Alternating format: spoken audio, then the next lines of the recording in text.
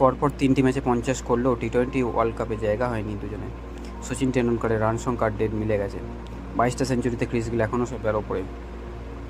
ইতিহাসগুলো Punjab Kings পরপর ছখানা ম্যাচে অপরাজিত, সত্যি অসাধারণ ক্যাপ্টেন্সি, সবথেকে বেশি উইনিং রেট।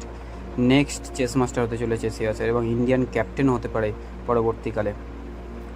বাংলাদেশের দুই বিখ্যাত প্লেয়ার রাশিদ খান এই দুই দলের হয়ে খেলতে পারে। বিগ প্রাইজ মানি ঘোষিত করেছে আইসিসি উমেন্স ওয়ার্ল্ড কাপের জন্য। সত্যি প্রিয়াঙ্ক সারিয়া অসাধারণ প্লেয়ার, অসাধারণ খেলেছে তুমি। 18 নম্বর জার্সি, সত্যি কোয়ালিফাইড ওয়ান তো খেলবেই। পাঞ্জাব কিংস ফাইনালও খেলতে পারে। পয়েন্টস টেবিলে দেখুন সবার উপরে পাঞ্জাব কিংস, একটাও হারেনি। দেখে বাবর আজম 100 করে দিয়েছে, অসাধারণ খেলেছে। পাটিরানা ইজ ব্যাক কেকেআর টিম।